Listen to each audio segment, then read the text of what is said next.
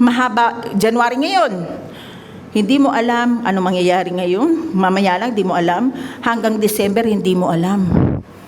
Pero ang God's timing and guidance, pinagkakatiwalaan mo. Surely, maayos siyang 2026. May pagdaanan ka man struggle, kaya mo yan. Kasama mo ang Diyos. Yung faith, hindi mo man nakikita yung beyond ng struggles mo, yung beyond ng mga nangyayari sa buhay mo. Pero yung bigger picture doon, nakikita mo ang kamay ng Diyos. Anak, huwag kang mag-alala, nandito ako. Remember the vision? Kapag may vision ka na ang Diyos ang tutulong sa'yo, magtatrust ka sa Kanya, makakatawid ka ano man ang pinagdadaanan mo. Amen? Best year ito. Yan ang vision ko. Best year ito. May dumaan man mga struggle, best year pa rin ito kasi kasama kita.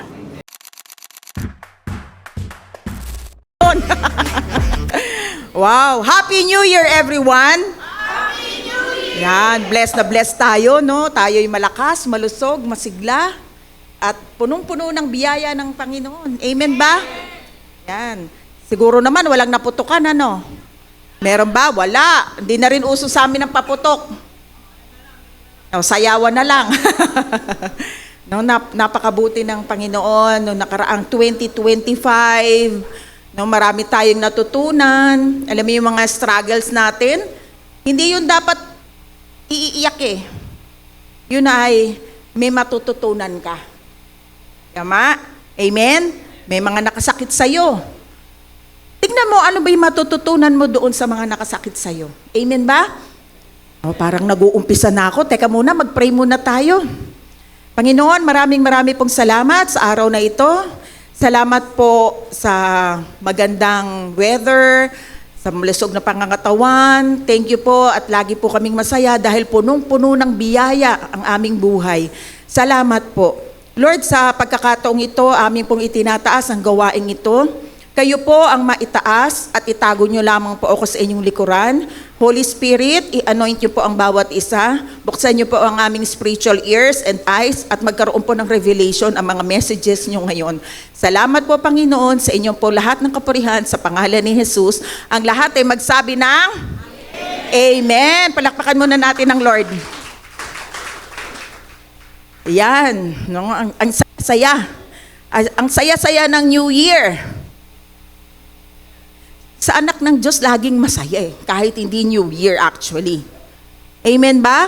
Kasi ang Diyos natin ay laging masaya. Yung bang nakikita natin sa TV na, halik kayo. Sa TV lang yun. Pero ang totoo, ang Diyos laging gusto, masaya tayo. Amen? So ngayon ay New Year at New Grace. May bagong pagpapala. Pero, the same God, the same faithful God who writes our story. Bagong pagpapala, pero parehong Diyos, faithful God, ang nagsusulat ng story ng buhay natin kung susunod tayo. At kapag ang Diyos ang nagsulat, smooth lahat. We have to trust lang talaga sa Lord. Magtatrust lang tayo sa Kanya. We have to trust Him with all our hearts and mind. Amen? Ngayon, parang ang New Year, parang ano yan eh, fresh notebook. Ano yung fresh notebook? Yung bagong biling notebook. Ano ba, pagbukas mo ng notebook, ano makikita mo pag bagong bili? Wala. Blanco. Tama? So, waiting lang yon na meron kang isusulat. Ano ba ang isusulat mo sa blankong pages na yan? Puro ba mga reklamo? O puro ba mga worries? O ang gusto mong isulat sa blankong pages na yan ay, thank you Lord, bagamat may mga struggle, andyan ka. Amen? Yung iba excited. Ay, excited ako sa 2026. Alam ko maraming mangyayari. Maganda yun dahil nagtitiwala ka sa Diyos. Ang iba naman, nag-worry. Ano kaya mangyayari sa akin sa 2026? Kaya hindi mo makitang nakangiti eh. Oh, ang gaganda ng mga nakangiti.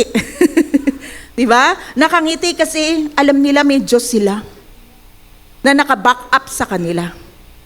Amen ba? Kapag tumitingin tayo sa mga nakaraan, nakikita natin yung victory, yung mga tagumpay, at nakikita din natin yung mga struggles.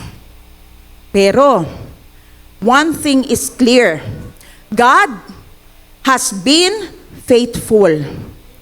God has been faithful, and if He carried us through yesterday, He will surely guide us into tomorrow. Napaka-faithful ng Diyos. Kung dinala tayo kahapon, dinala tayo noong nakaraang taon, surely, this 2026, i-guide pa rin niya tayo. Amen? Sapagkat ang Diyos ay hindi nagbabago. Siya ay the same yesterday, today, and forever na, tomorrow. Amen? Paano tayo mag-move ahead? No? Hindi lang sa sarili nating plano, kundi sa vision ng Diyos. Paano kaya tayo mag-move ahead? Kasi kapag ang resolution natin, no, pagkaroon, 'di ba? Usually New Year, ano ang New Year resolution mo? Sa unang buwan, masusunod. Pangalawang buwan, pang-apat, nakakalimutan niya ang New Year's resolution. Nagfe-fade, nawawala, nalilimutan. Tama? Kapag naman, yung lakas natin, pwedeng mag-fail. Di natin alam, di ba? Pero kung ang vision ng Diyos ay nandyan, hindi kailanman pumapalya ang vision ng Diyos sa buhay natin. Kung gusto natin na mag-move ahead with God's vision, kailangan muna nating tumingin sa likod o sa nakaraan. Hindi para malungkot, hindi para magalit, kundi para magpasalamat sa Panginoon at naihatid tayo sa 2026. Amen? What are the things we need to do to start 2026 right? Number 1 is reflection. Looking back with gratitude, seeing God's faithfulness, and thanking Him for bringing us this far. Maraming nangyari sa 2025. Tama? Marami. Even yung mga natural disasters, mga sa government natin, sa personal nating buhay, may mga malungkot, may mga masaya. Magre-reflect ka eh. To thank God. Kasi nalagpasan mo yung mga yon. Kung meron ka, pag nag-reflect ka, may nakita kang pagkakamali sa buhay mo o pagkakamaling nagawa mo, it's about time na isuko mo yan sa Panginoon at umasa sa Kanyang biyaya.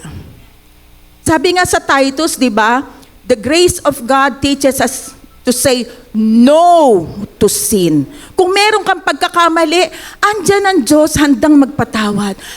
Acknowledge your sin, and mag-sorry ka, and then tumalikod ka na sa pagkakasalang iyon. Reflection yun.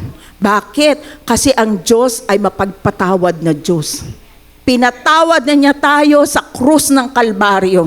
Binugbog, sinaktan, pinako sa krus, alang-alang para tayo ay mapatawad. Amen? Kaya mahal ka ng Panginoon. Kaya kung ano man ang kamalian sa buhay natin, it's about time to repent and turn to God. Pinatawad na tayo ng Panginoon. At kung ito'y tinanggap mo sa puso mo, nakakahiya namang, Lord, pinatawad mo talaga ako o sige, magkasala pa ako, patatawarin mo naman. Hindi ganon ang sinasabi sa Bible. Ang biyaya ng Diyos ay binabago tayo. From glory to glory. Lagi tayong binabago. Binabago tayo sa tamang perspektibo, sa God's vision. Dahil tayo yung mga anak niya, hindi niya tayo pababayaang mawala sa Kanya kung ikaw ay tunay na nanampalataya sa Panginoon. Amen? Isa ding reflection ay kapag ka meron kang mga success sa buhay. Ang galing ko! Ang galing po. Ako kaya, matalino kasi ako Magaling ako, marami akong connection. Kaya ko yung mga problema. Ano lang sa akin yan? Simple lang. Reflect. Dahil ang lahat ng mga success mo, lahat ng pagpapala, bigay lamang ng Panginoon sa atin. Amen? Sabi nga sa Bible dumating tayo ng walang dala. Pinanganak ka. Pag pinanganak ka ba, meron ka ng kotse? Pag pinanganak ka ba, may damit ka na? Hubad tayo. Hanggang mamatay. Wala tayong madadala sa libingan. So kailangan ipagpuri at ipagpasalamat natin sa Panginoon lahat ng bagay na meron tayo. Yun ang reflection.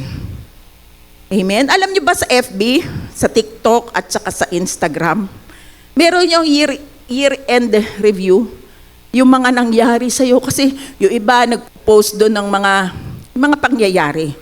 No, nagpo-post naman sila kasi para sa mga memories, para pagka kasi di ba katulad niyan yung mga sa Facebook nag-aano diyan memories, nakakatuwa tignan. Kasi nakikita mo ay dati pala ito kami. Minsan kasi hindi na uso yung photo album, tama? Ang sarap kaya pagka binabalikan yung mga pictures. Yung iba naman, pinipicturan yung mga malulungkot na bagay. So may year-end review o year-in review ang mga social media. So ganun din tayo. Tignan natin kung gaano kabuti ang Panginoon sa ating buhay. Habang tinitignan natin yung mga, Lord, thank you, nalampasan ko to. Ang buti-buti mo, tinulungan mo ko. Salamat, Panginoon. Kung hindi ako nagtiwala sa'yo, baka dapa na ako ngayon. Salamat, Panginoon. So, mayroon kang review, mayroon kang reflection. Amen ba? So, para rin tayo nag-i-scroll ng album habang tayo'y nagre-reflect sa story ng ating buhay. Alam niyo po ba sa Old Testament, meron ding ganyan. No? Naglagay siya ng isang monument. Okay? Nung sa Old Testament, isang story, yung time na yung mga Israelita o Israel ay nag-struggle sila. Kasi meron silang kalaban yung mga Philistines. No, lagi silang binubuli, lagi silang nilalabanan, lagi silang, panalo kami. Tinatalo sila. Bakit? Kasi ang kulit ng Israelita, ayaw mag-focus kay God. Kung ano-ano pa ang ginagawa. Kaya nung panahon, hirap na sila. Ang ginawa ng Israel, lumuhod, Panginoon. Kayo na po ang maghari sa amin. Diyos ko, tulungan niyo po kami. At nangyari nga, dininig ng Panginoon yung kanilang pagsamo. At yung pagkadinig ng Panginoon sa kanilang pagsamo, nanalo sila sa bawat laban nila. No, nagkaroon sila ng victory. At dahil dun sa victory na yon, si Samuel ay kumuha ng isang stone para gawin itong alaala. Tingin uli. Sabi ko nga sa inyo sa Facebook, may alaala tayong binabalikan. Ganon din naman sa Old Testament. Si Samuel kumuha ng isang alaala. Basahin natin. 1 Samuel chapter 7 verse 12. Then Samuel took a stone. Ito yung nanalo na sila sa labanan. Then Samuel took a stone and set it up between Mizpah and Shen. He named it Ebenezer. Sabihin nyo nga. Ebenezer, saying, thus far the Lord has helped us. Alam nyo, ano ba yung Mizpah? Ang Mizpah, nakita niyo yung picture? Watchtower. No? Nagre-represent siya ng covenant sa Diyos. Sino ba ang ka-covenant natin ngayon? Ang covenant natin sa New Testament, pagka ikaw ay nanampalataya kay Jesus, si God the Father and His Son may covenant. Kapag nanampalataya ka kay Jesus, karga ka ni Jesus. Amen? Karga ka ni Jesus. Kaya ka-covenant na rin natin ang kanyang Diyos, Ama. Amen. Kaya kung wala ka kay Jesus, magpakarga ka na ngayon din. Amen? So yun yung watchtower. Yun yung protection. Yun yung magtitingin kung may kalaban. Yung watchtower. Yung kabila naman ay Shen. Ano ba yung Shen? Shen sa, ang Hebrew yan ay tooth. Tooth. Ipin. Pangil. Pero yan ay rock. Tooth like rock. Matulis na rock na malaki. Sino ba sa New Testament ang ating rock? Si Jesus Christ. Jesus is our rock, our foundation. Na kapag ikaw ay nakafocus sa Kanya, yung covenant niya, nagpapasakop ka sa Kanya, siya lang ang tinitignan mo, ang Panginoong Jesus. Lahat ay magtatagumpay. Amen? Kaya nga si Samuel naglagay dyan ng Ebenezer. Ang ibig sabihin niyan, thus far the Lord has helped us. Maaaring hindi tayo maglalagay ng stone. Pero yung testimony ninyo, yung mga prayer request na sinagot ng Panginoon, alam kong meron yan. Yung mga nandito ka na, no, natawid mo yung 2025, 2026 na nadagdagan ng ating buhay. No, malakas, malusog, masigla. Ito ay Ebenezer. Sabihin nyo nga uli, Ebenezer. Ano ngayon ang inyong Ebenezer? Katulad ni Samuel, naglagay siya ng bato para maging Ebenezer. Alam nyo ba, kapag in-istorya nyo, testimony nyo, na ang pagbabago ng buhay ninyo sa Panginoon, ito ay Ebenezer. Amen?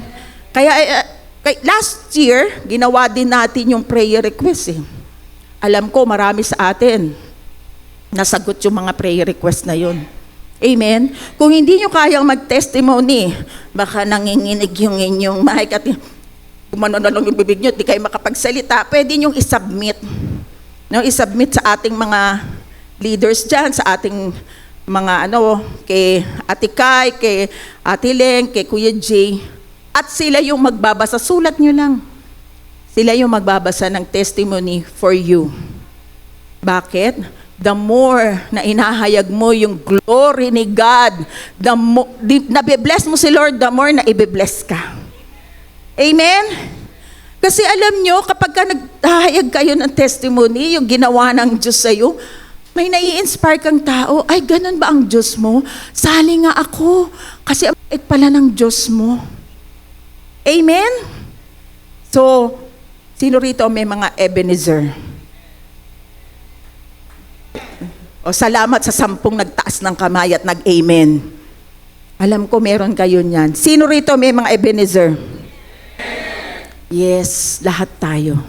So, kung meron kayong kausap na kaibigan, kung meron kayong kausap na kamag-anak na wala pa sa Panginoon, pwede nyong i-story sa kanila ang Ebenezer nyo. Yung kung paano kayo binago ng Diyos, ano yung mga pagpapala, ito yung problema ko pero itinawid ako ng Diyos. This 2026, we can move ahead with gratitude and confidence. Sabi ng Lord, thus far, the Lord has helped us, sabi ni Samuel dyan, and He will continue to do so. Uulitin ko, kung itinawid tayo ng Diyos kahapon, ng 2025, itatawid pa rin niya tayo ng 2026. Amen. Number 2, goals. Setting Christ-centered intention. Kapag bagong taon, madalas yung goal natin tungkol lang sa ating sarili, sa ating career, sa ating success, sa ating money, pera, wealth. No, usually yun ang yung iba naman gusto kong pumayat. Yeah. Yung mga goals ko yan, ganyan ba? Walang masama doon. Walang masama. Pero kung ang plano mo ay puro worldly resolution lang, puro worldly goals, pwede kang mabilis na mapagod, manghinawa, o kaya ma-frustrate.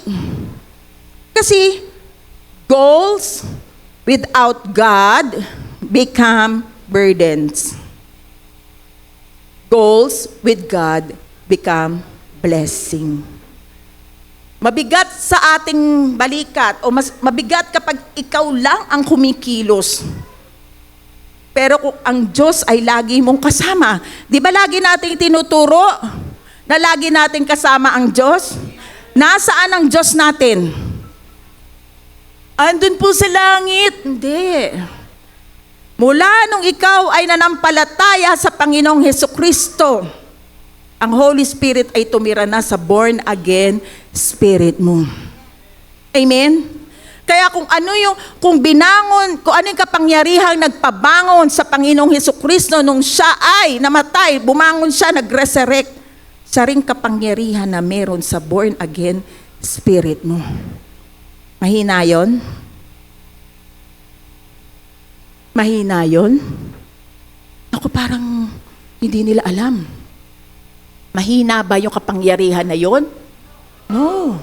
Ang kapangyarihan na yun ang pinakamalakas. Dahil kapangyarihan yun ng Diyos na nasa iyo. Kaya huwag mong sasabihin, mahina ako, nahiya ako, hindi ko kaya yan. Ayoko yan, mahina ako. Hindi. Sapagkat nasa iyo, lagi mong kasama, maging aware kayo, lagi niyong kasama ang Panginoon. Amen. Tingnan natin si Paul. Ano sinabi? Si Paul maraming credentials. Leader siya. Kilala niyo si Paul sa New Testament? Leader siya, Pharisee, scholar, respected leader. No, pero kinalimutan niya ang mga iyon. Basahin natin, Philippians chapter 3, verse 13 to 14. Ayon kay Paul, sinabi niya ito sa sulat niya, brothers and sisters, I do not consider myself yet to have taken hold of it. No, hindi niya sinasabing, lahat na nakamtan ko. But one thing I do, forgetting what is behind and straining toward what is ahead. Ano ba yung sinasabi ni Paul dyan na forgetting? Kinakalimutan na niya yung mga achievements niya. Kinakalimutan niya na siya ay scholar. Kinakalimutan niya siya ay, actually mayaman si Paul. Kinakalimutan niya na siya ay Pharisee of Pharisee, Hebrew of Hebrews. Ang dami niyang achievement. Kinakalimutan niya. Bakit? Ang sabi niya, I press on towards the goal. Ano yung goal niya? To win the prize for which God has called me heavenward in Christ Jesus. Yes, may mga tagumpay tayo. Yes, binibigay yan ng Panginoon. Gusto ng Lord talagang magtagumpay tayo. Pero hindi iyon dapat natin sinasabing, ang galing ko. No? Dahil iyon ay bigay lahat ng Panginoon. Kagaya ni Paul, kinalimutan niya ang mga credentials niya. Ang gusto niya ngayon, yung goal niya. Yung goal niya na makilala si Kristo ng iba. Tayo, okay, go sa goal mo. Pero wag mong kalilimutan na i-share si Jesus Christ sa mga kaibigan mo. Amen? Nalalapit na ang pagbabalik niya. Walang sign ang rapture. Rapture is imminent. Ang may sign yung second coming. Yung sign ng second coming nakikita na natin. Ibig sabihin, kung nakikita na natin ang sign ng second coming, mas malapit na ang rapture. Hindi natin alam kung kailan yan. Pero kung nakikita na natin, sobrang baha. Umulan lang, may baha. Sabi ko nga, bakit ganon? Kahit wala naman sa bundok, wala naman kalsada, halimbawa, wala naman diyang project na ginawa ang gobyerno. Pero bakit nagkakaroon ng baha? Napapaisip ako. Hindi kaya sabi sa Bible, ang pagbabalik ng Panginoon parang kay Noah? Ano ba yung kay Noah? May baha, di ba? Di kaya kapag umuulan ay lumalabas din, bumubukal yung tubig sa ilalim, kaya naman nagkakaroon ng flash flood. Pwede. Di ba? Pero higit pa ron, hindi talaga gugunawin ng Diyos ang mundo sa pamamagitan ng tubig. Dahil pangako niya yan. Kaya lang talagang raranasin natin ang baha. Imagine nyo, pati Europe binabahana, disyerto binabahana. Nakatala lahat yan sa Biblia. Pero salamat, hindi na tayo takot dun. Alam natin, wala nang kaparusahan sa atin. Kasi yung kaparusahan, kinuha na ni Kristo sa krus ng Kalbaryo. Amen? Kaya ang iniintay na lang natin yung redemption ng katawan natin. Na-redeem na yung spirit natin eh. Andyan eh. Si Kristo na ang nasa atin. Ang iniintay na lang natin yung redemption ng katawan natin kasi ito hindi pa eh. Nabubulok pa to, namamatay pa to. Pagbabalik ng Panginoong Hesukristo sa isang iglap, yung kahit yung mga namatay na, yung katawan na ito, papalitan. Papalitan ng katawang makalangit. Yung katawan na hindi na nabubulok, katawan na hindi na nagkakasakit, katawan na hindi mahina. Amen? Excited ba kayo doon? Kaya mag-focus tayo. Ang goal natin, i-share natin ang kabutihan ng Panginoon sa iba. Amen. Yung mga gawi at gawa natin, kahit hindi ka nagsasalita, nakikita yan ng iba. Parang magmamagnet sila sa'yo. Ang sarap-sarap mong kasama. Kasi yung gawa at gawi mo ay nakikita si Kristo sa'yo. And yun ang goal natin. Amen? Hindi para magmagaling ka, kundi maipakita na ikaw ay binago na ng Panginoong Hesukristo. Sabi sa Colossians chapter 3 verse 23 to 24, whatever you do, ano man ang ginagawa mo, work at it with all your heart as working for the Lord, not for human masters. Since you know that you will receive an inheritance from the Lord as a reward. Oy, may inheritance tayo.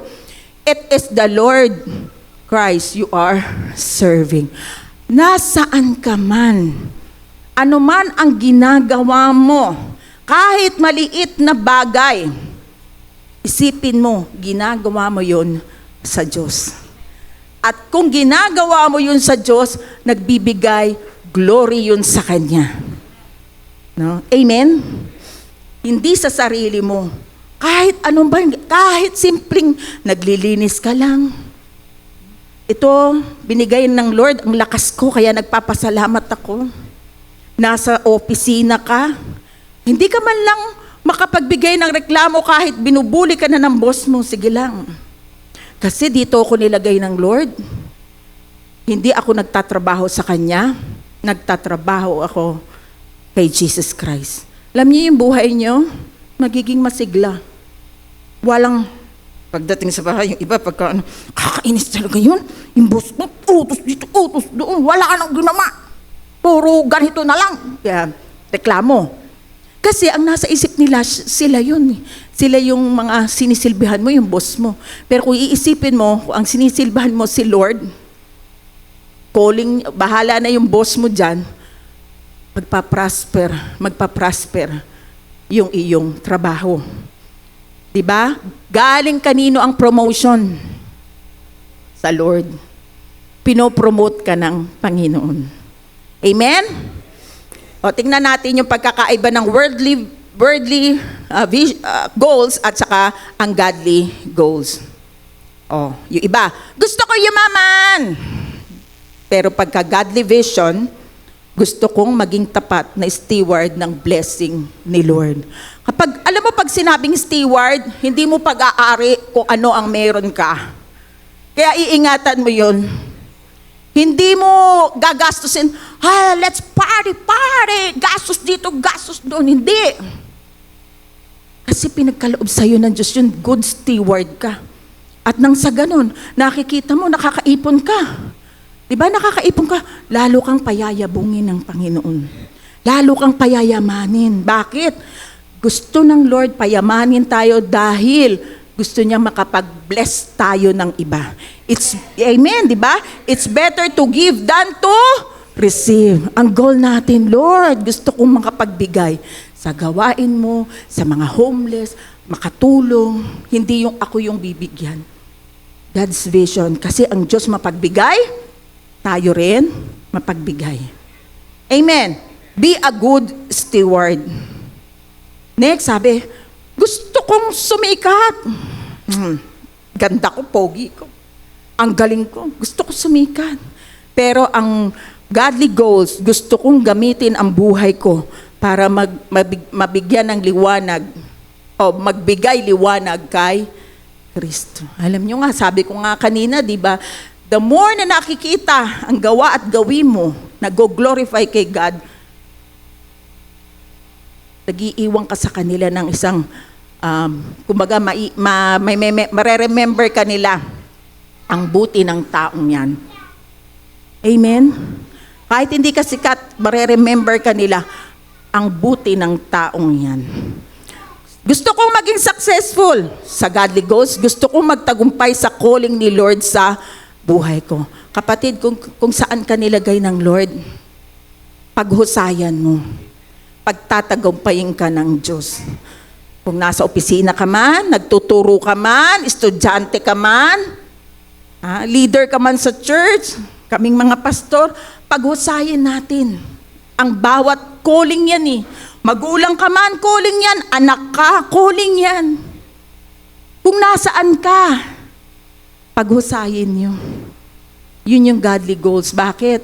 Kasi ang Diyos ang nagbibigay sa iyo ng kahusayan. Magtatagumpay kayo sa calling na yan kapag ka nakafocus ka kay Lord. Gusto kong magbawas ng stress. Mag-i-spa ako. Magta-travel ako. Magpapamasahe ako. Gusto niya mag ng stress eh.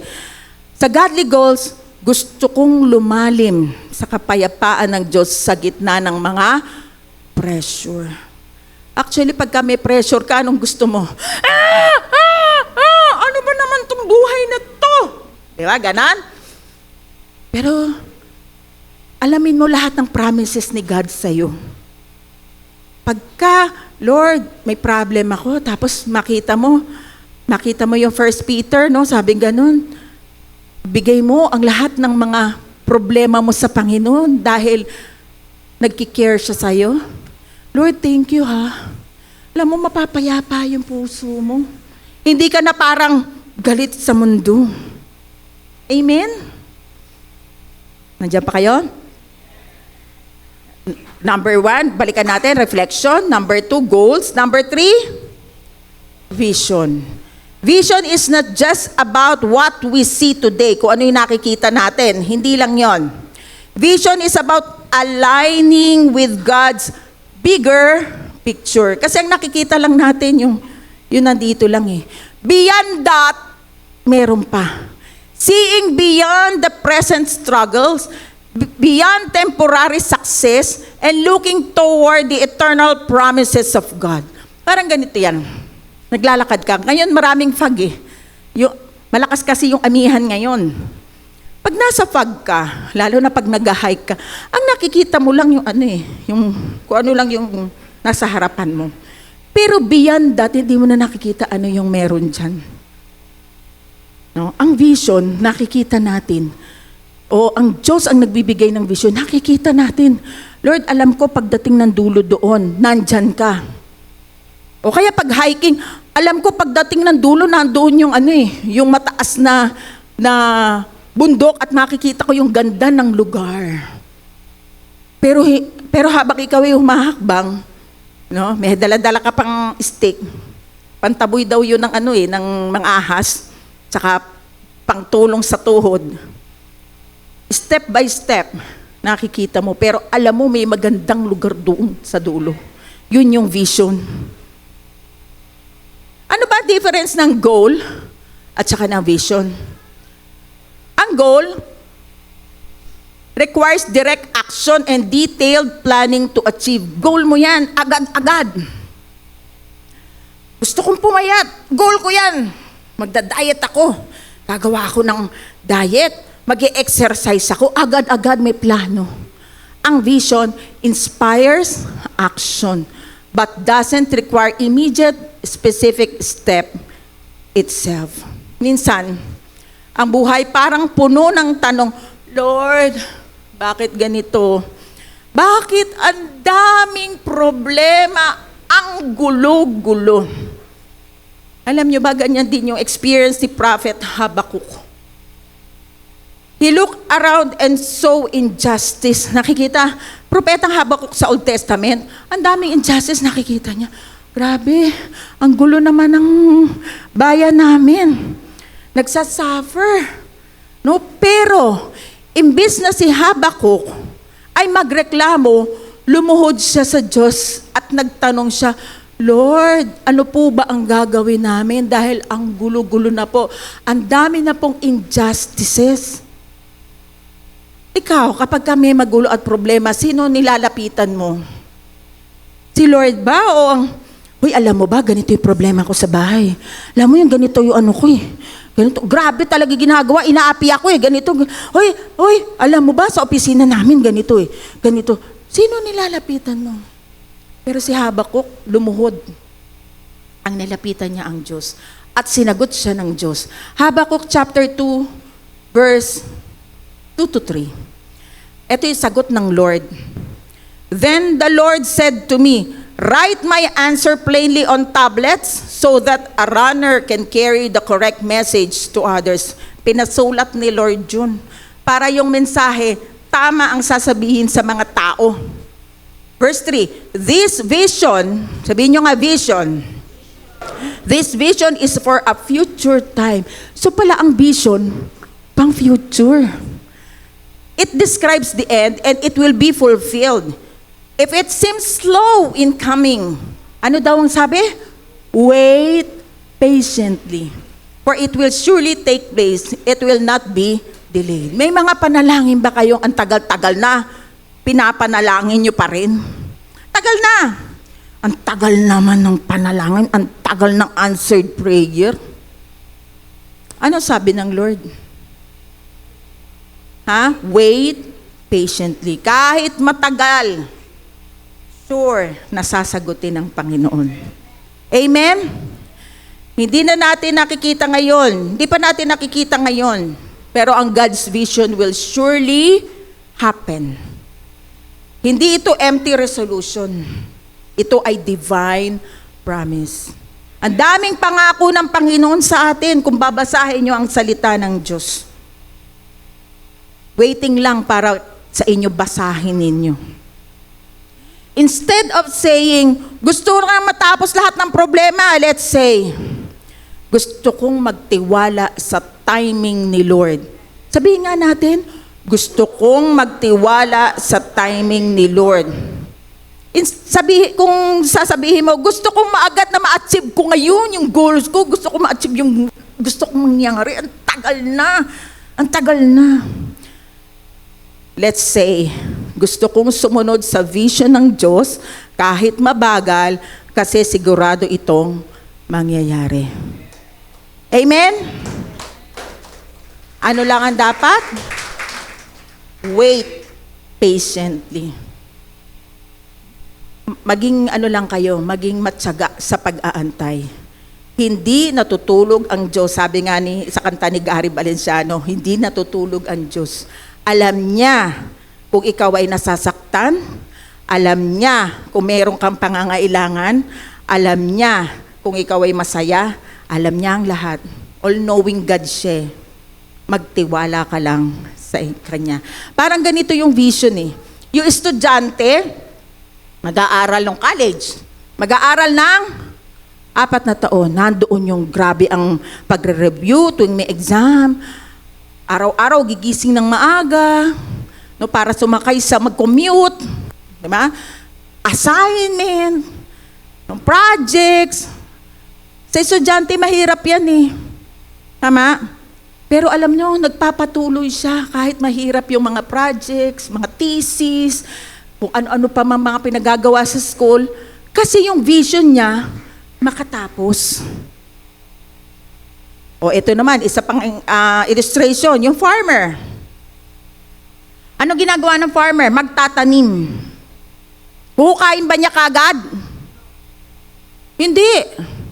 Aantayin niyang mag-grow. Didiligan. Kung kailangan alisan ng mga weeds, alisan ng mga damo-damo dyan, pati yung mga insekto, isprayan, matagal. Ang vision niya kasi, umani ng masagana. Mag-aantay siya. Wait patiently. Kasi kapag hinukay mo yung tinanim mo, ano mangyayari? Mamamatay. Kaya huwag kayong mainip. Darating ang sagot sa tamang panahon. Okay? Kung kayo ay may sakit, kasi visioning is like imagining. Para kayo nag-i-imagine. No, kung kayo ay may sakit, no, imagine ninyo na yung sakit na yan, kinuha na ni Jesus sa krus ng Kalbaryo.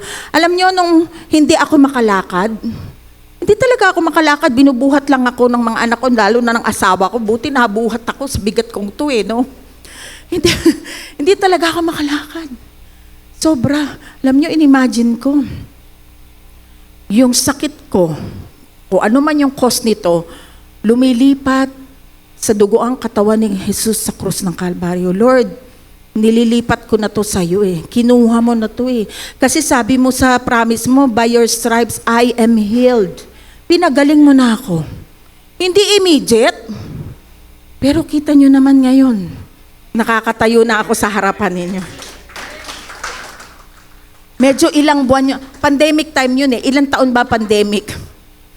Ewan ko ba kasi nagkaroon pa ng pandemic, hindi na gumalaw yung mga katawan, kaya nagkaroon ng mga ganun, no? Pero salamat sa Diyos, yung vision ko na makakatayo muli ako, makakapagturo muli ako, narito na. Kasi hindi ako nainip. Sa tamang panahon, ipinagkaloob ng Diyos, nakalakad ako. Amen! Marami rin dito na nag-testify si Pastor Ramel dati. May breast cancer siya. Ay ano ba? Ay dito pala, endometrial. Sorry. kasi ano naman, uso yung breast cancer. Sorry naman. Dito pala, nagka-cancer siya dito, 3rd stage. O, nagtanong na ako O, 3rd stage. Alam nyo, yung iba niyan, may cancer ako. Hindi. Yung vision niya, Lord, pinagaling mo na ako Sabi niya, kahit daw nagwawali siya doon, kalbo. Kahit yung kapitbahay daw niya, nagsasabi na, alam mo yung kapitbahay, kalbo din doon, namatay. Kinukwento niya sa akin. Pero ang vision niya, hindi. Pinagaling ako ng Panginoon. Amen? So sa tamang panahon, ano man yung hinihiling nyo, may sagot ang Panginoon. Amen? Kung yang pinipray nyo, makakasama sa inyo, hindi yan bibigay ng Diyos. Kasi ang Diyos, gusto niya maayos at mabuti ka. Meron siyang ibang paraan. Amen. Gusto niyang mapabuti tayo. Vision requires patience, but God's timing is always sure. Sure na sure. Okay, ulit, number 1. Ano yung mga natin dapat gawin para maging tama yung 2026 natin? Number 1, reflection. Number 2, goals. Number 3, vision. And number 4, walking in faith. Moving ahead. Moving forward requires action, not just intention. No? Faith is not stagnant, it's a journey forward. Ay, okay na, may pananampalataya ako. Ibigay ng Lord yun. Wala ka namang ginagawa. Wala kang ginagawa. Ay, okay na. Okay, alam nyo, kung hindi ko in-step yung mga pako at in-exercise, hindi ako makakalakad. Pero ang pananampalataya ko na kay Lord. Faith requires action. James chapter 2 verse 17, faith by itself, if it is not accompanied by action, is dead. Andyan yung pananampalataya. Parang ganito yan May hangin. Paano ka mabubuhay?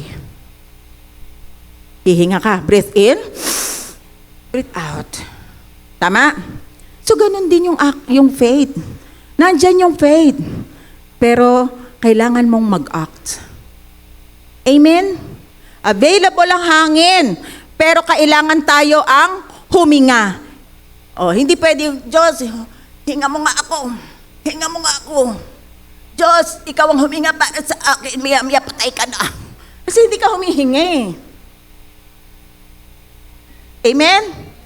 Amen. So, kailangan meron tayong action. Hindi sa sarili natin gawa.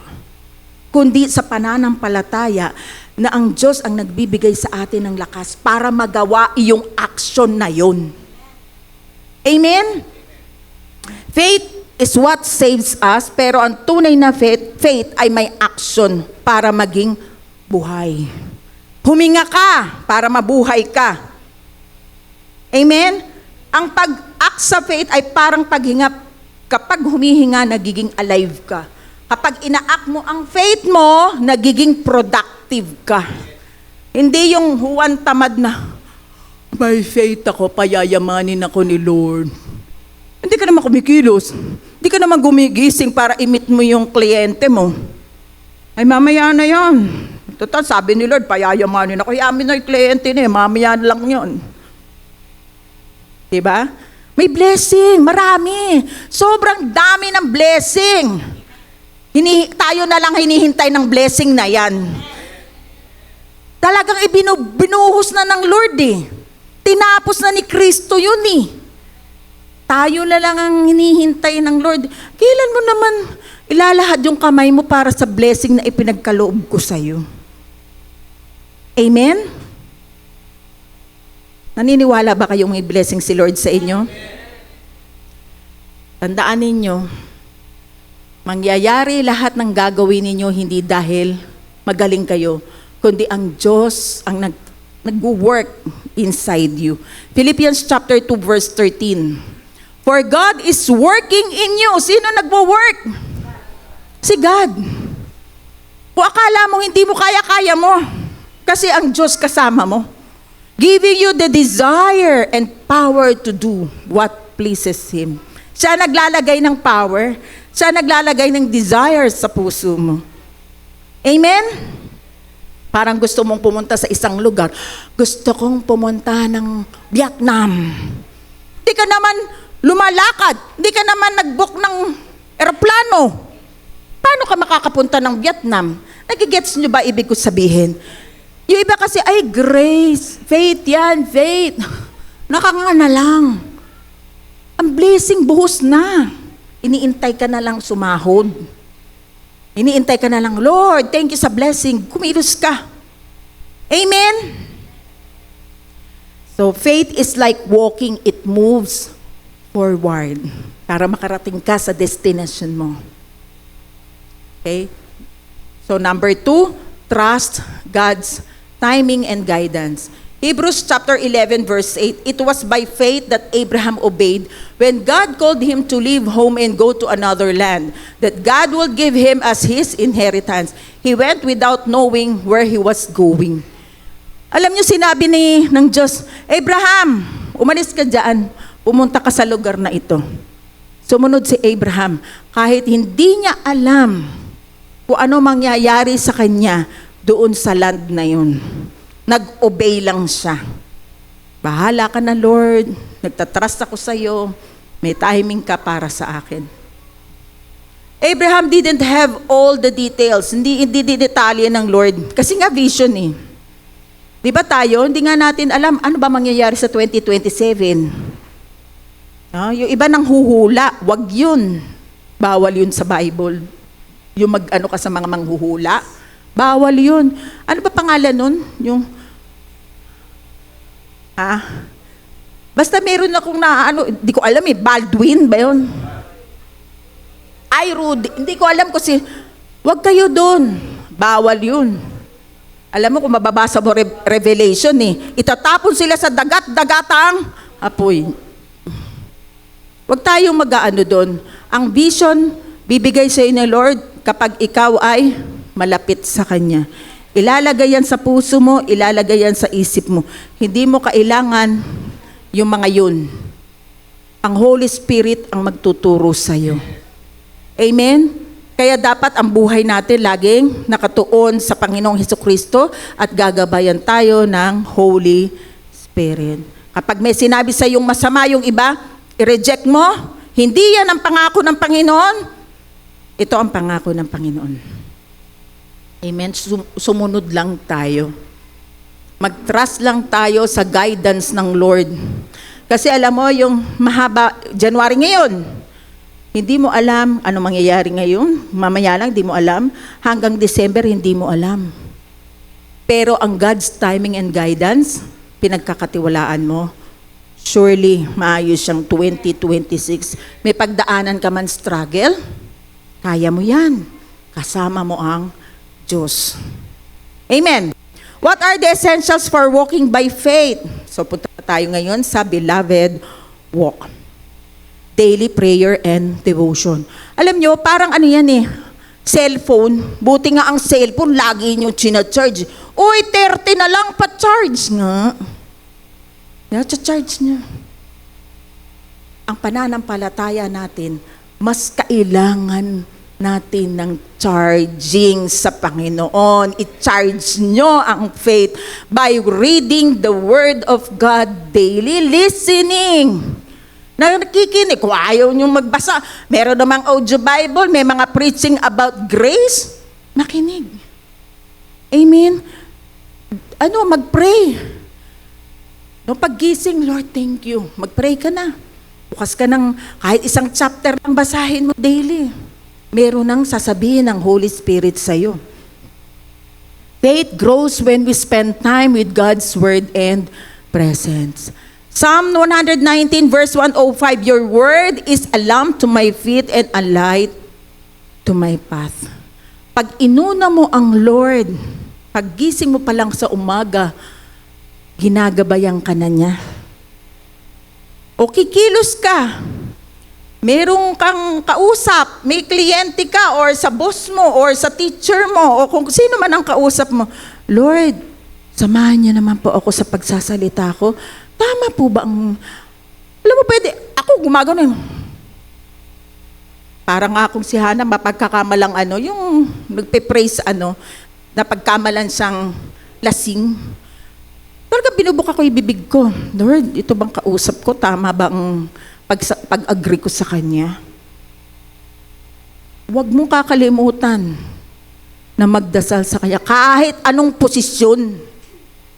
Kahit tumatawid ka lang, Lord, tatawid po ako ha, gabayan niyo po ako, wag po ako masasagasaan, takbo. Diba? Iingatan ka ng Panginoon kasi kasama mo siya.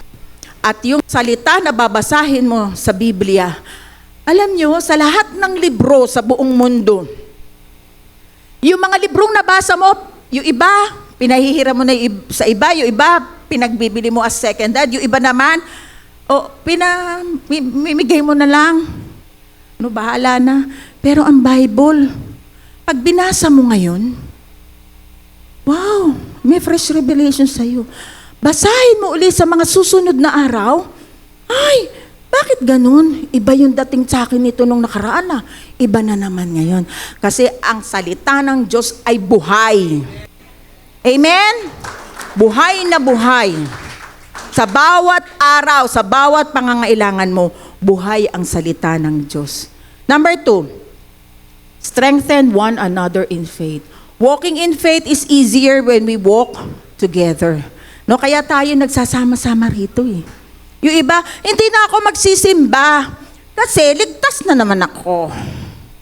Ang sabi sa Ecclesiastes chapter 4 verse 9 to 10, two are better than one. If either of them falls down, one can help the other up. Nagpapalakasan tayo rito. Kaya tayo nagkakaroon din ng small group. Kung hihingi kayo ng advice, humingi kayo ng advice sa godly people. Huwag kayong humingi ng advice sa mga palaban.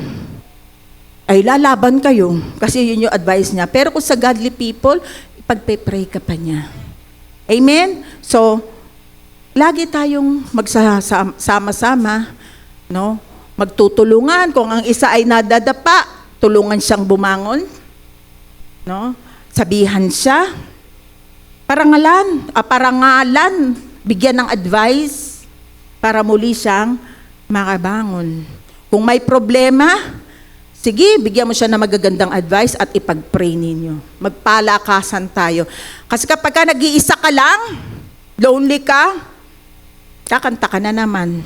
Lonely, I'm Mr. Lonely. mag-iimo ka na, mag-iiyak ka na, hanggang sa ikaw ay malugmok na, wala ka ng sigla.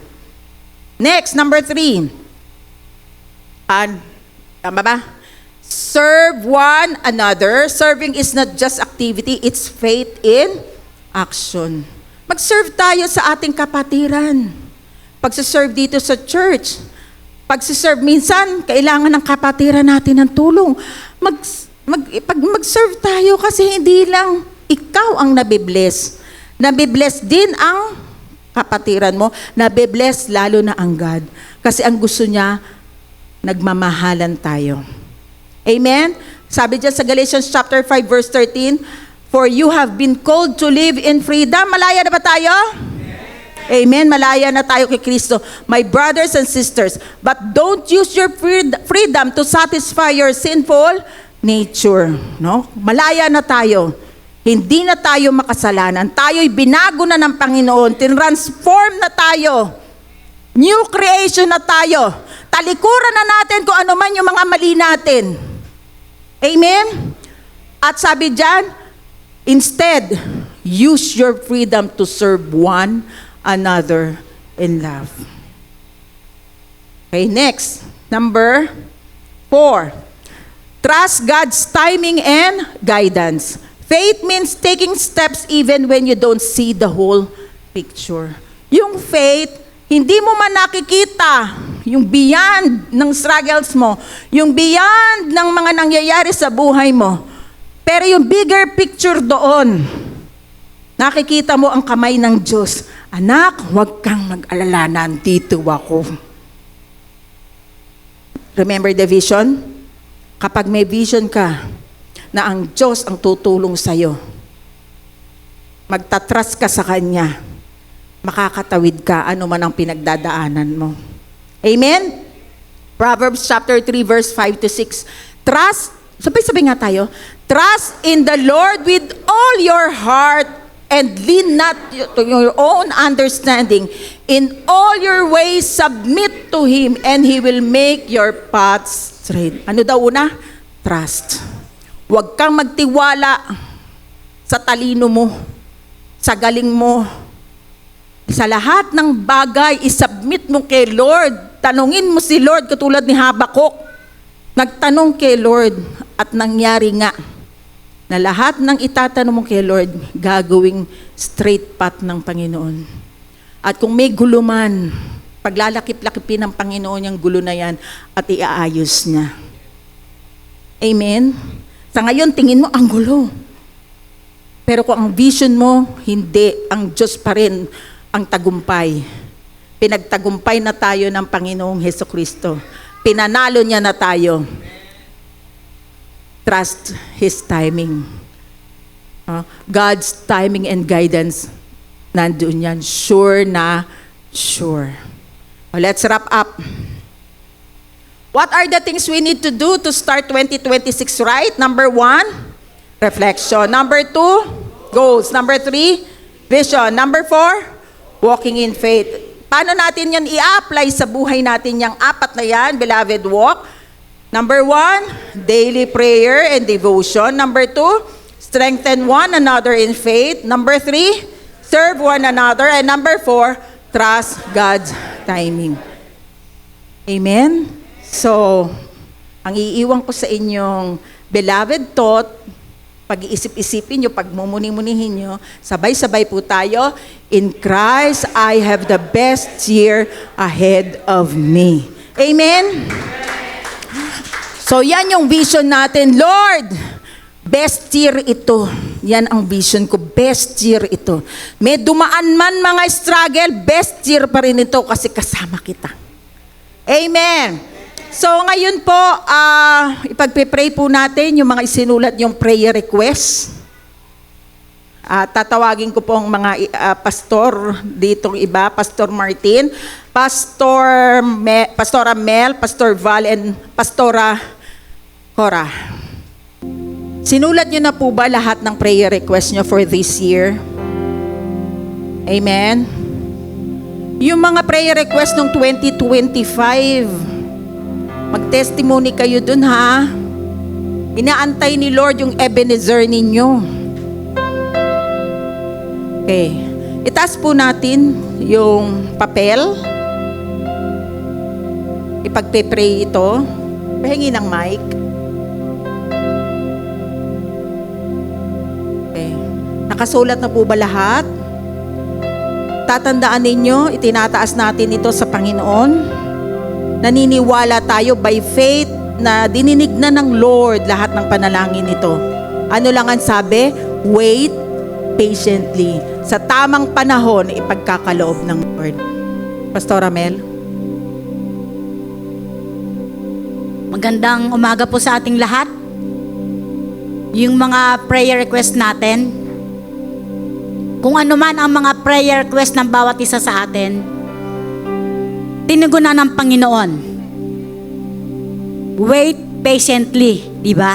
Kung ano yung mga prayer request natin noong 2025, alam natin na tinugon na ito ng Panginoon. Ngayong 26, may mga prayer request ulit tayo. Pero magbabasa muna ako dito ng Word of God. Jeremiah 29:11, alam nating lahat ito. For I know the plans I have for you, declares the Lord. Plans to prosper you and not to harm you.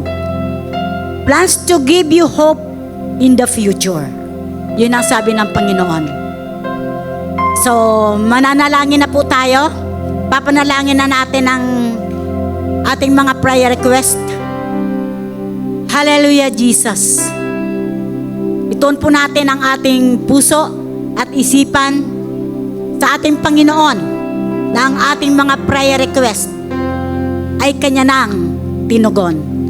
Aming Diyos, marami pong salamat. Dahil po, Panginoon, Ikaw ay Diyos. Diyos na mapagmahal.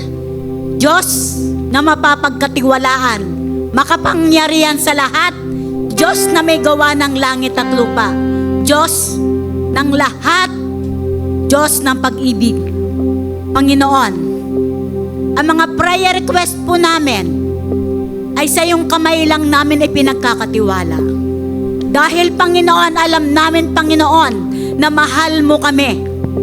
Dahil kung ang iyong bugtong na anak, ang Panginoong Jesucristo ay binigay mo sa amin, ano pa kaya ang hindi mo kayang ibigay sa amin? Panginoong Jesus, marami pong salamat sa tinapos mong gawa doon sa krus ng Kalbaryo. Sa paglalakad mo pa lamang, Panginoon, sa daan, na tumutulo ang iyong Panginoon, pawis ang iyong dugo, Panginoon, na kinuha mo na, Panginoon, ang aming mga kasakitan. Ang iyong katawan, Panginoon, na lugmok, Panginoon, ng dugo, Panginoon.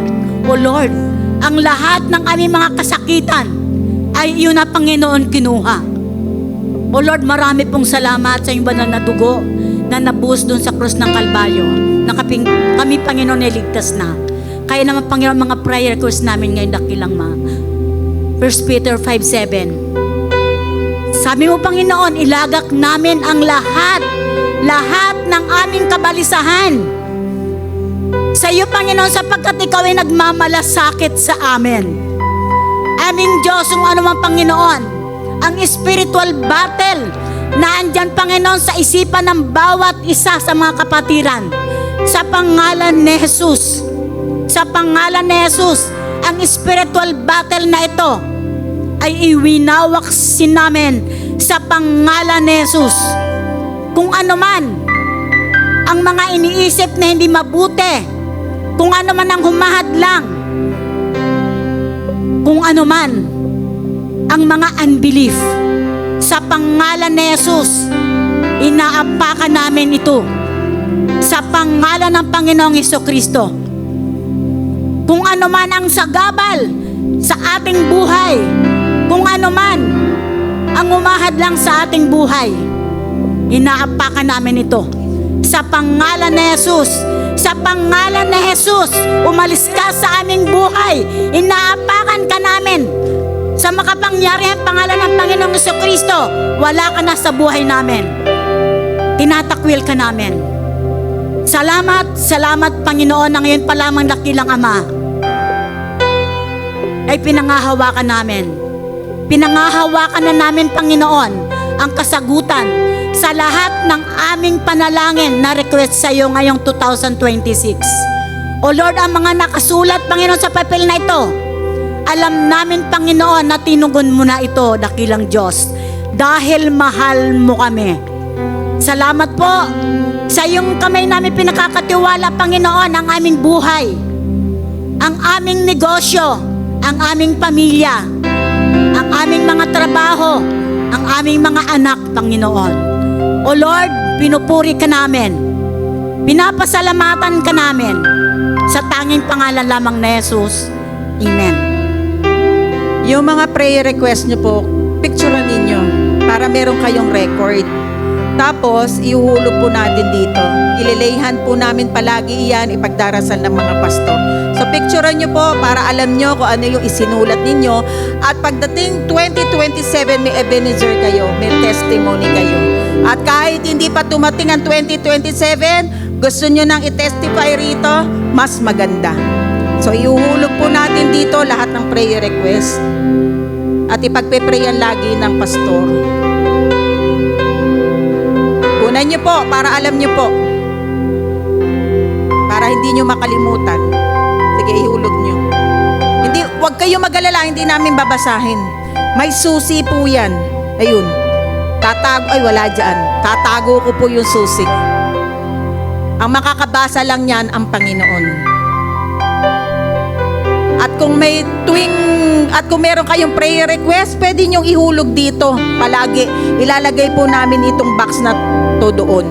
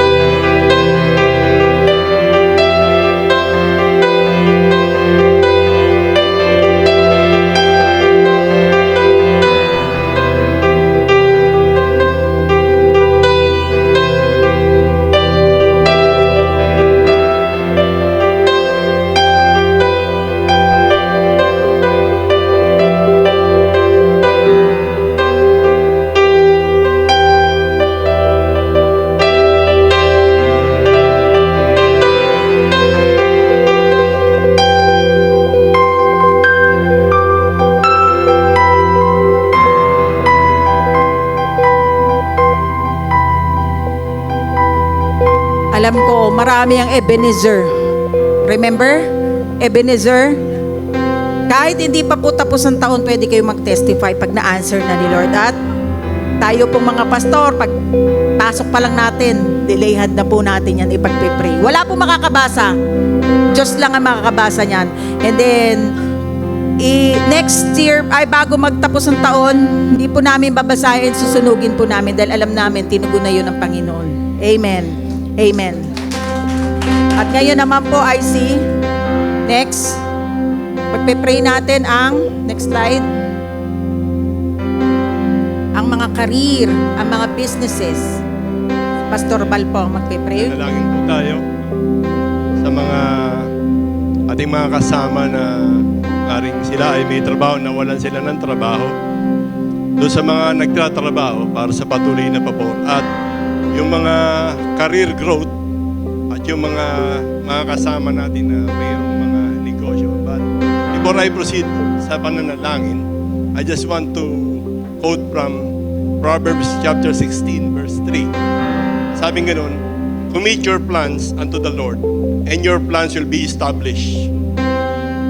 And maganda yung literal na translation nitong Proverbs 16:3. Sabing ganun, sa literal translation, sabi, roll out your works unto the Lord, and your plans will be confirmed. Kaya sabi, igulong daw natin yung ating mga gawa sa ating Panginoon kay Yahweh. At yung ating mga plano, ito ay kumpirmado. Ito ay magkakaroon ng pangyayari. Kaya sabi nga natin tayo lumalakad sa pananampalataya. And through those words, sabi, igulong natin. Ipaubaya natin sa Kanya. At siya yung kumukumpirma. Ito ay magkakaroon ng pangyayari. Manalangin po tayo. Ang maraming Diyos, nagpapasalamat kami sa iyong salita. Salamat sa sinabi mo doon sa Kawikaan 16:3. Naigulong namin sa iyo ang aming mga gawa at ikaw ang kukumpirma ng aming mga plano. Tinataas po namin sa iyo aming mga kasama. Kasama ang kanilang mga kasambayain na sila po, O Diyos, ay bigyan mo ng pabor yung mga kasama na maaring nagtatrabaho, ito ay nawala. Ang dalangin namin sa iyo ay paboran mo sila. Ikaw po ang bukas ng mga oportunidad upang sila po ay makasumpong na ang isang trabaho na kanilang ninanasa, na kanilang makamit, na akma po doon sa kanilang pong mga skills and abilities. Tanging sa iyo lamang, O Diyos, nagmumula ang pabor.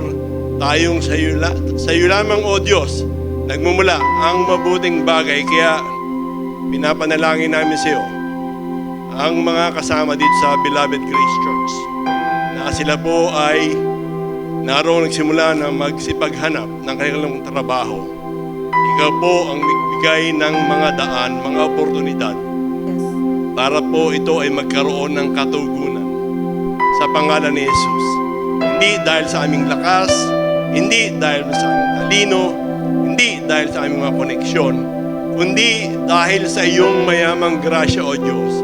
Ito ay magkakaroon ng pangyayari. Pinagkakatiwala po namin ito sa iyo, O aming Panginoon. Dinadalain po namin ang makasama sa kasalukuyan mayroong mga trabaho. Dalangin namin na patuloy mo silang patnubayan, bigyan mo sila ng iyong karunungan at patuloy na pabor, O Diyos, sa kanilang pong kumpanyang pinaglilingkuran. Ikaw po, O Diyos, ang magbigay ng patnubay sa kanila, magawa ang pinakamainam at ito'y magbigay kalulahatian sa iyong pangalan. Alam namin, O aming Panginoon, ang lakas ay galing sa iyo. Ikaw ang magbigay ng abilidad para sa amin upang kami po ay makagawa ng tama at epektibo kung saan mo kami idinako, O Diyos, sa aming pong pagtatrabaho. Nagpapasalamat kami sa iyo, O Diyos, sa iyong kagandahang loob. Gayun din, O aming Panginoon, pinapaalala namin sa iyo ang mga kasamahan kay Kristo na naroong sila po ay nagnanais na magkaroon ng career growth. Ikaw po, O Diyos, ang magbukas ng mga oportunidad na ito. Upang ito ay magkaroon ng pangyayari, bigyan mo po ng pabor mula doon sa mga immediate superiors and the higher ups. Itong mga kasama, O aming Diyos na makapangyarihan, na sila nga po ay umangat doon sa kanilang pong mga kalagayan sa kung saan sila po ay yung itinalaga, O aming Panginoon, sa pagkakataong ito. Open more growth. Open more doors of growth para po sa mga kasamang ito sa pangalan ni Jesus. And we do pray as well sa aming mga kasamahan na naroon meron po sila mga business sa iyong pinagkatiwala. Some could have struggled in some point in time. Ang dalangin namin, Panginoon, ikaw po ang patuloy na magpatatag sa kanila. Sila po ay maging mapagtiyaga na patuloy at lakaran ang pananampalataya, ang plano mo sa kanila ay ang pinakamabuti. That you will bless the works of their hands.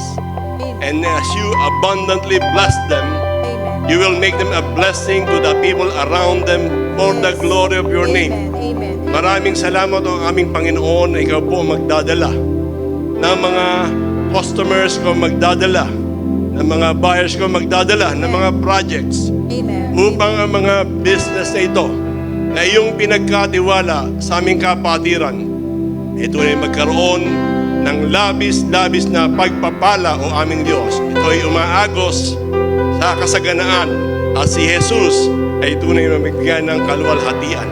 Pinagkakatiwala namin sa iyo, O Diyos, ang lahat na ito sa taong ito ng 2026.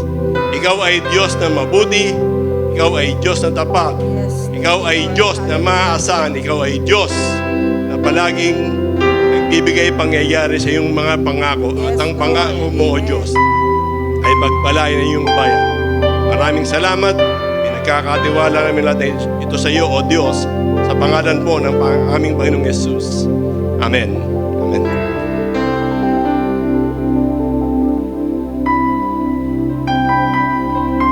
Ngayon naman po ay panalangin natin ang atin pong mga estudyante. Naniniwala po kami, O Diyos,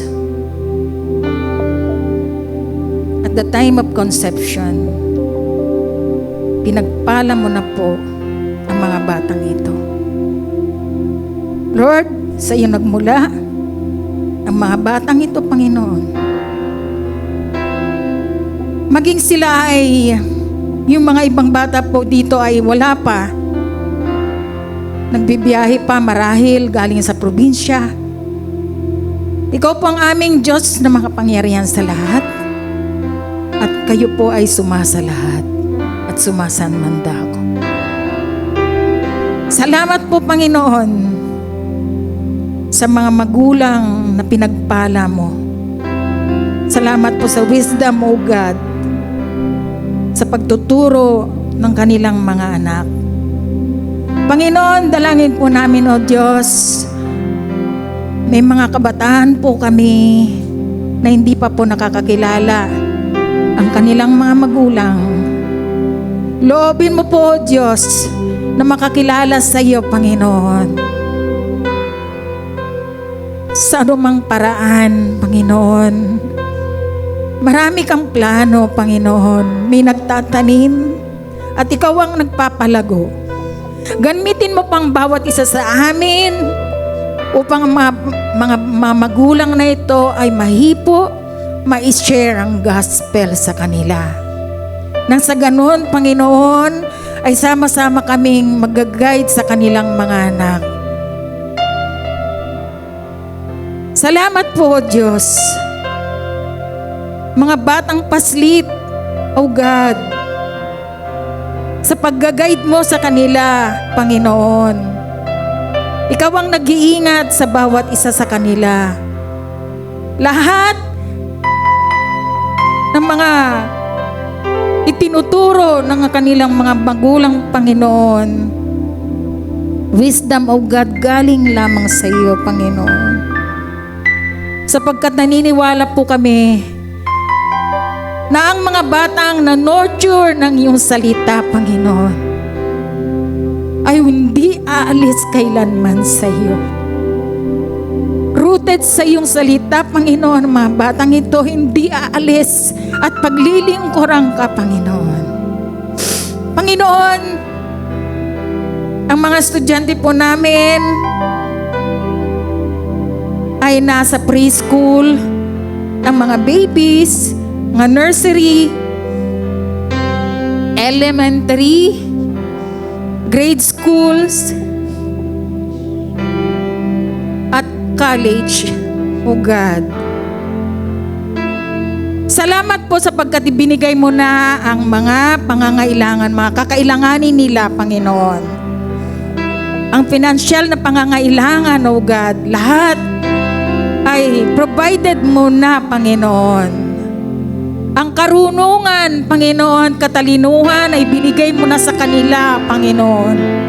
Provided mo na, O God. Salamat po, Panginoon, At sa oras ng kanilang mga challenges, O God, ay naroon ang banal na Espiritu na siyang kumakausap sa kanila, na siyang nag-guide sa kanila. Sapagkat may mga bata na hindi masabi ang kanilang mga problema sa kanilang mga magulang. Ikaw po ang kanilang kanlungan, Panginoon. Tinataas namin po sila sa inyo, O God. Kayo po ang bumausap sa bawat isa sa kanila. Salamat, Panginoon, sa iyong guidance sa bawat estudyante namin. Alam po namin, Panginoon, sa pamamagitan ng iyong salita, sa pamamagitan ng tamang pag-guide ng mga magulang, Panginoon, lahat, Panginoon, ay maa-achieve nila ang kanilang goals, O God, ang kanilang vision, Panginoon, at ang vision para sa iyo nakasentro, O God, upang paglingkuran ka, Panginoon, sa lahat, Panginoon, ng pagkakataon, Panginoon. Marami pong salamat, Panginoon.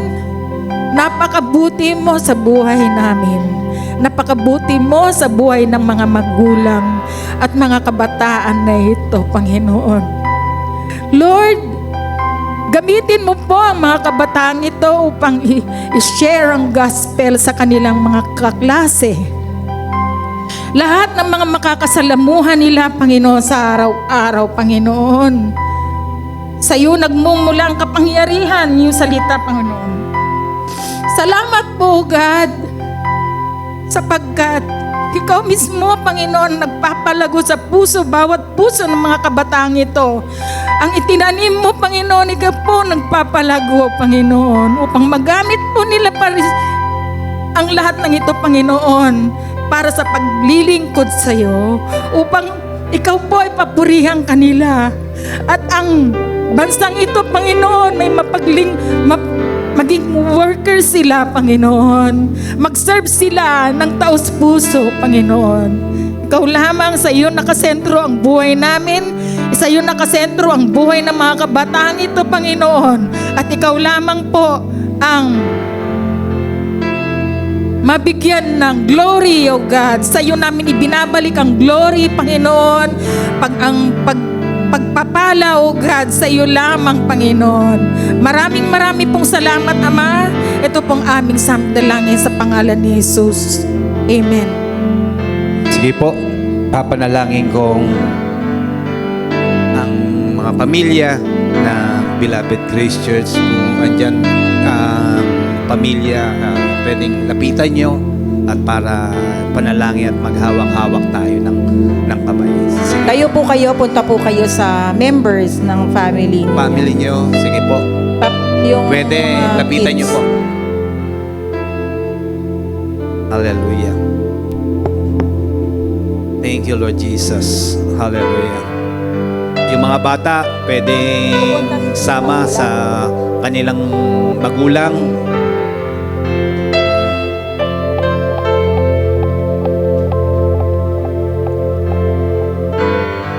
Sige, mga bata.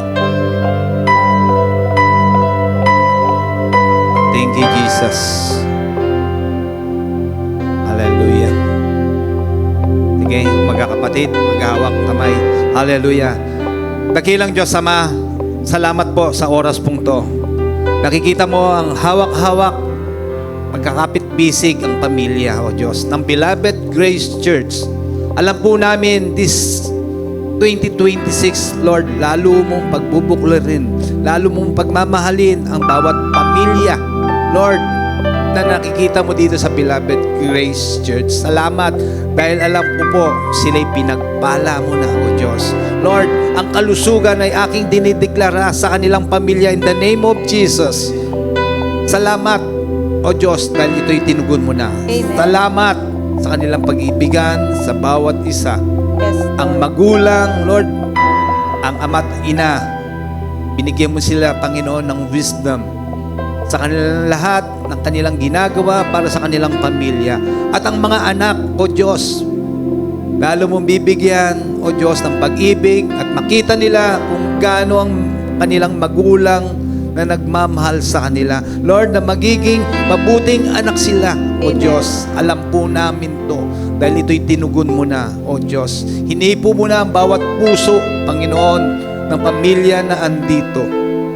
At ito'y makikita, Panginoong Hesus, na ang kanilang pamilya ay tinataas ang tunay na Diyos na buhay. Walang iba, ikaw lamang, Panginoong Hesus. Salamat sa pamilya ng Beloved Grace Church na kahit kailan hindi mo iiwan, hindi mo pababayaan, O Diyos. Ang bawat request, Panginoon, ng pamilya, tinugon mo na, O Diyos, na pangangailangan nila, Panginoon, pinansyal, sa darating 2026, Panginoon, tinugon mo na po. Marami pong salamat, O Diyos.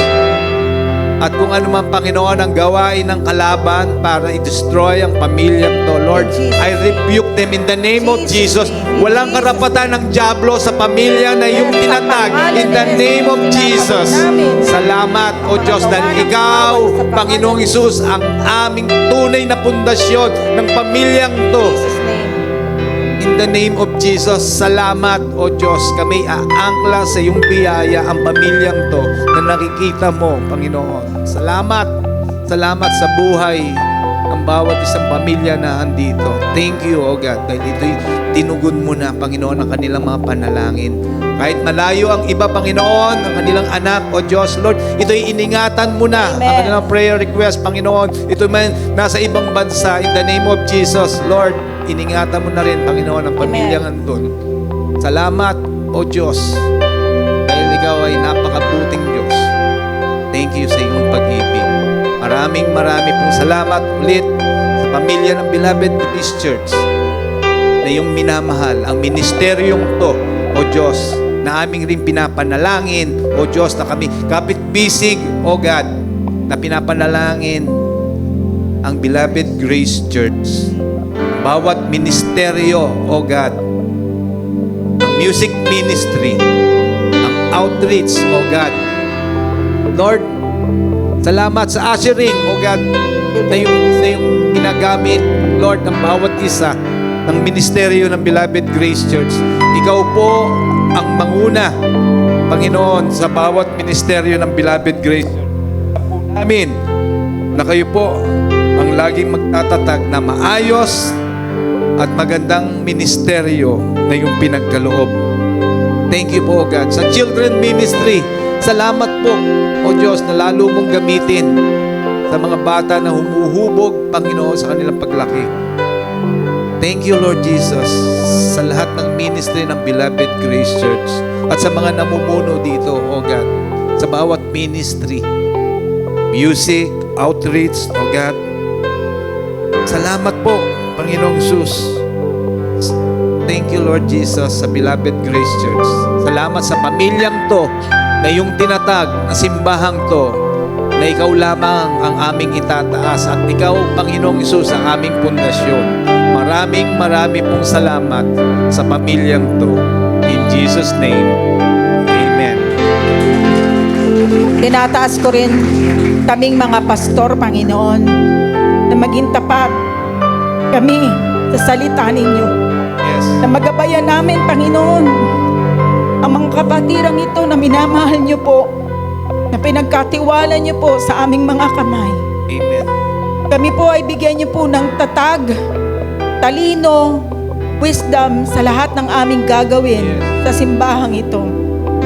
Tulungan niyo po kaming mga pastor, Panginoon, na magabayan ang aming mga kapatiran ayon po sa inyong vision. Salamat, Panginoon, at marami pa pong tao ang masisharean po namin at makakakilala sa inyo, lalo na't malapit na po ang pagbabalik ninyo. Dalangin po namin na ang bawat lalabas sa aming bibig ay ang pawang kabutihan ninyo sa aming buhay.